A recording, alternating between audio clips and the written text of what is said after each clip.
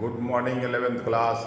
आप लोगों ने रिलेशन के विषय में पढ़ा। रिलेशन की परिभाषा मैंने बताया कि और ए और बी दो सेट हैं और वो नॉन इम्पटिव फाइनाइट सेट हैं, यानी उसके एलिमेंट को हम गिन सकते हैं, वो नॉन इम्पटिव भी है। तो अगर आर एक रिलेशन है जो ए से बी के बीच में परिभाषित किया जा रहा है, ए से बी के बीच रिलेशन परिभाषित करने का मतलब होता है ए और बी के बीच के एलिमेंट में आपस में शर्तों के तहत संबंध। तो रिलेशन का अर्थ ही संबंध होता है। उस संबंध को सेट के ऊपर परिभाषित किया गया है। ए एक सेट है, बी एक दूसरा सेट है, ए क्रॉस बी भी एक सेट होगा। अंतर इतना है, ए में सिंगल एलिमेंट का कलेक्शन है, बी में सिंगल एलिमेंट का कलेक्शन है, और जो हमारा ए क्रॉस बी है उसमें आर्डर पेयर का कलेक्शन है। तो रिलेशन हमारा जो ए से बी में होगा वो भी आर्डर पेयर होगा। वो पहला आर्डर पेयर का जो पहला एलिमेंट होगा वो पहले सेट का होगा, दूसरा एलिमेंट दूसरे सेट का होगा, क्योंकि आर एक रिलेशन है जो ए से बी में परिभाषित है। उसे हमें लिखना होगा तो हम लिखते हैं R such that A to B, वो एरो लगाते हैं, एरो को इसी तरह पढ़ते हैं R such that A to B is a relation. तो जो रिलेशन होगा वो शर्तें होंगी, संबंध की शर्तें होती हैं। उस शर्तों के तहत ए क्रॉस बी के कुछ एलिमेंट हमारे रिलेशन के एलिमेंट हो जाते हैं। हो सकता है शर्त ऐसी हो कि ए क्रॉस बी का एक भी एलिमेंट ना आए तो वो उसमें नल सेट हो जाएगा, और उस परिस्थिति में आर रिलेशन में एक भी एलिमेंट नहीं होगा। हो सकता है कि हमारी शर्त ऐसी हो कि ए क्रॉस बी के साथ बहुत सारे एलिमेंट हों, तो ये अगर पूरे एलिमेंट आ गए तो वो भी एक शर्त के तहत बनता है, और वो एक तरह का यूनिवर्सल रिलेशन कहा जाता है। जब ए क्रॉस बी के सारे एलिमेंट रिलेशन में आ जाएं तो हमारा जो यूनिवर्सल रिलेशन होता है। लेकिन ये सब चीज़ें संभव है, ये केवल उसकी शर्तों पर संभव है। रिलेशन की शर्त जैसी रहेगी उसी के तहत उसके एलिमेंट उसमें बिलोंग करेंगे। तो ये समझ लीजिए गणित कितना महत्वपूर्ण बात बता रही है कि अगर आपको रिलेशन में एलिमेंट को बरकरार रखना है तो आपको अपने शर्तों को ध्यान देना है। आपकी जो शर्तें हैं उसको समझना है, विचार करना है कि आपके रिलेशन की शर्तें क्या हैं और कितने लोग आपसे रिलेटेड हैं, कितने एलिमेंट आपके रिलेशन में हैं। जो शर्तों को फॉलो करते हुए आपके रिलेशन में है, निश्चित ही जो शर्तों को नहीं फॉलो करेंगे वह आपके रिलेशन के एलिमेंट नहीं होंगे। तो ये आपका एक मैसेज दे रहा है रिलेशन के लिए। तो आप रिलेशन कहीं भी इस्टेब्लिश करना चाह रहे हो तो आप शर्तों को देखिए, फैमिलीज को देखिए, किस पर वो डिफाइन है, किन किन एलिमेंट को आपको चाहिए रिलेशन में। ये सब चीज़ें आपको एक मैथमेटिक्स एक सिंबल के रूप में आपको दिखा रहा है। आप एक सामाजिक प्राणी हो, आप अपने रिलेशन को समझ सकते हो कि आपको रिलेशन कैसे इस्टेब्लिश करना है, उसकी शर्तें क्या होंगी, हमारी सरहदें क्या है, हमारा दायरा क्या है। ये सब चीज़ें आपको अपने सामाजिक संबंधों में समझना पड़ता है। अगर आप दायरे को क्रॉस करते हो तो निश्चित ही सामाजिक संबंध जो है वो गड़बड़ाते हैं, उसमें कुछ न कुछ जो है वियोग की स्थिति बनती है। तो संबंधों को समझना पड़ेगा। मैथमेटिक्स में यही पढ़ाया गया है कि संबंध बनते कैसे हैं, वो संबंध की शर्तें हैं जिससे संबंध बनते हैं। तो प्यारे बच्चों, हमारा घर भी, हमारा परिवार भी एक सेट है। सेट में बहुत सारे एलिमेंट हैं, उसमें हमारे आपस के संबंध हैं, पिता है, माता है, भाई है, बहन है, दादा है, दादी है, अंकल है, आंटी है, इस तरह के तमाम संबंध हैं। जीजा है, दीदी है, फूफा है, बुआ है, ये हमारे तमाम उसी परिवार के संबंध हैं जो एक दूसरे एलिमेंट के बीच में बनते हैं। उस संबंधों में तमाम शर्तें होती हैं, तमाम उसमें जो है शर्तों के तहत हमें दायरा होता है, उस दायरे में रहना पड़ता है। अगर उस हम दायरे को पार करते हैं तो निश्चित ही संबंध बरकरार नहीं रहते हैं, और फिर हमारा अगर संबंध के रूप में अगर हम एक सेट बना लें तो निश्चित ही उसमें एलिमेंट की कमी हो जाएगी। तो ये चीज़ मैथमेटिक्स भी सिखाता है, एक सिंबल के तौर पर सिखाता है, लेकिन आपको प्रयोग के तौर पर उसे अपने समाज में ले आना है। आइए हम आपको और ले चलते हैं। जब आप रिलेशन पढ़ लेते हो तो कुछ चीज़ें और आपको सीखना है कि हमारा डोमेन क्या होता है। रिलेशन का डोमेन होता है, रिलेशन का कोडोमेन होता है,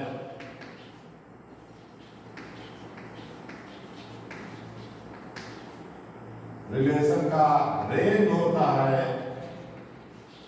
ये तीन चीजें हैं जो आपको समझना है।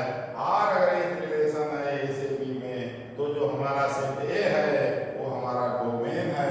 ये सेट ये हमारा डोमेन है, और सेट हमारा बी जो है वो कोडोमेन है। अब हमारे आर के कुछ एलिमेंट जो रिलेटेड हो जाएंगे शर्तों के तहत, वो हमारे रिलेशन के डोमेन कहे जाएंगे, उसको हम डोमेन आर बोलेंगे। और जो हमारा एलिमेंट रिलेटेड रहेगा उस रिलेशन की शर्त के तहत वो हमारे रेंज में रहेगा। तो इस तरह से आप कह सकते हो डोमेन आर जो होगा वो सबसेट ऑफ ए होगा, और रेंज आर जो होगा वो सबसेट ऑफ बी होगा। हो सकता है कि वो ए के बराबर हो सकता है कि वो बी के बराबर हो। तो ये डोमेन है, रेंज है, वो डोमेन है। इस बात को भी आपको समझना है कि हमारा ये कैसे रिलेटेड हो रहा है। ये हमारे इस रिलेशन के लिए डोमेन है, लेकिन रिलेशन का डोमेन कौन है? रिलेशन का डोमेन वो है जो शर्तों के तहत हमारे एलिमेंट का ऑर्डर पेयर बनेगा। ऑर्डर पेयर के पहले एलिमेंट का कलेक्शन कर लेंगे तो वो हमारा डोमेन आर होगा। तो इन बातों को समझना है। अब आपको दो बातें और समझनी है, एक इमेज होता है, एक फ्री इमेज होता है।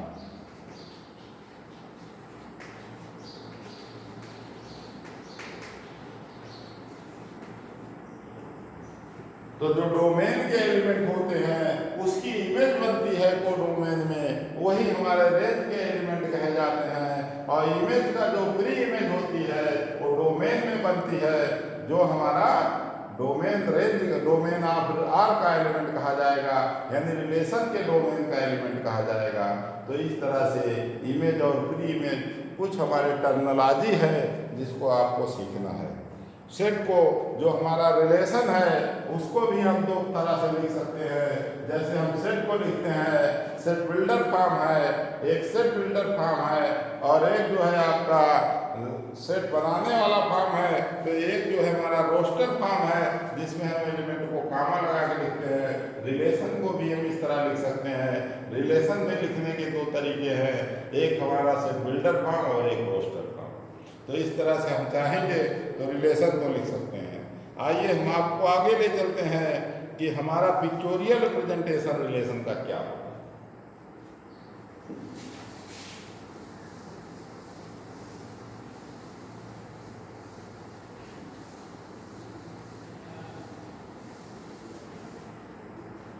चलिए हम आपके सामने क्वेश्चन लिखते हैं। A equal to 1 2 3, B equal to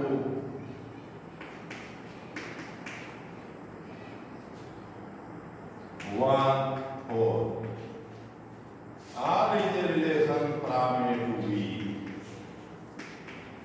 R is equal to x y such that x greater than y.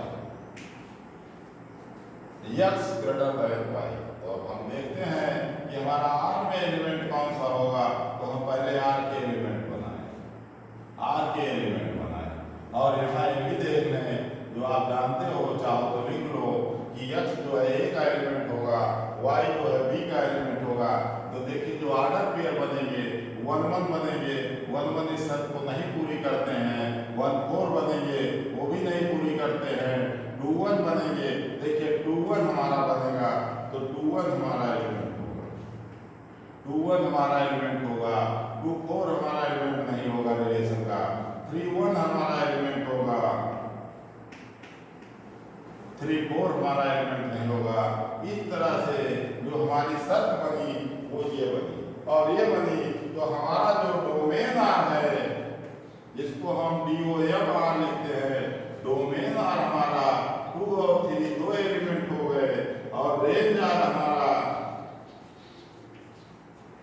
वो हमारे पास एक एलिमेंट है 1। तो ये हमारे डोमेन रिलेशन के है, ये रेंज रिलेशन का है। इस तरह से आप समझिए, पहले एलिमेंट का कलेक्शन कर लेते हैं, डोमेन बनता है, दूसरे एलिमेंट का कलेक्शन करते हैं तो रेंज बनता है। इस तरह से आप इसकी डेफिनेशन लिख सकते हो कि हमारा डोमेन आर क्या होता है।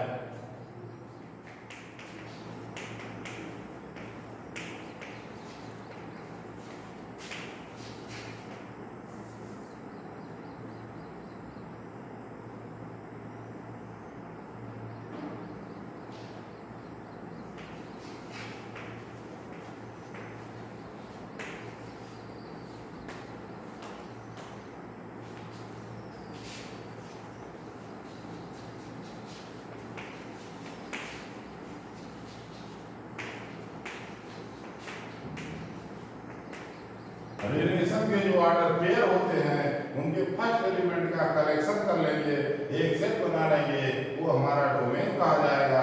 और रेंज हमारा क्या है, रिलेशन का जो रेंज होगा वो भी वो सेकंड एलिमेंट होगा।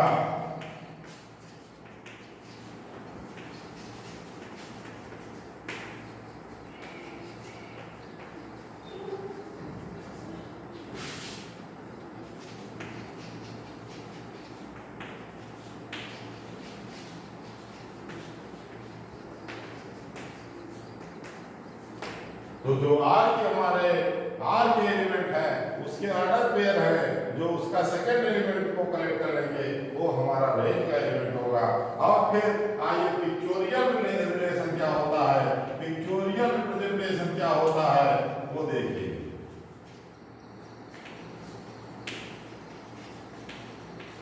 जिसको हम एरो डायग्राम भी कहते हैं।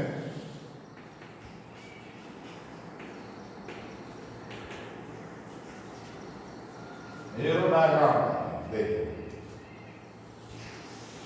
ये हमारा सेट है, ये हमारा सेट ए है, ये हमारा सेट बी है, ये हमारा 1 2 3 ये 3 एलिमेंट है, ये सेट बी में 1 4 दो एलिमेंट है। हमारा डोमेन का जो रिलेशन बन रहा है 2 रिलेटेड टू 1, ये एरो बन गया, और ये 3 रिलेटेड टू 1।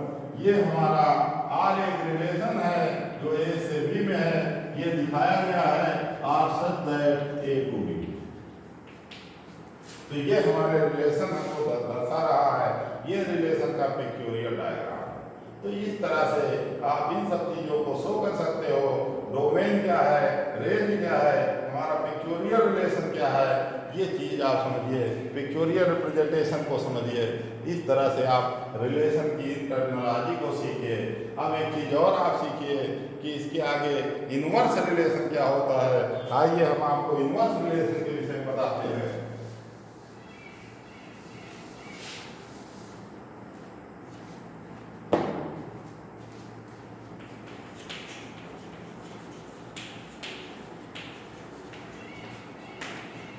इनवर्स रिलेशन क्या होता है, ये कहते हैं आर इज ए रिलेशन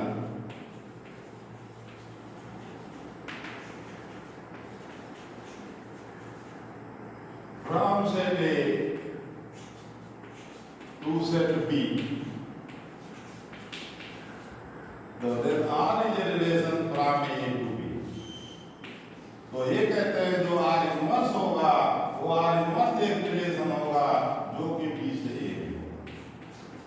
इसी को हम इनवर्स रिलेशन कहेंगे, यानी आर इनवर्स जो होगा बी से ए में होगा।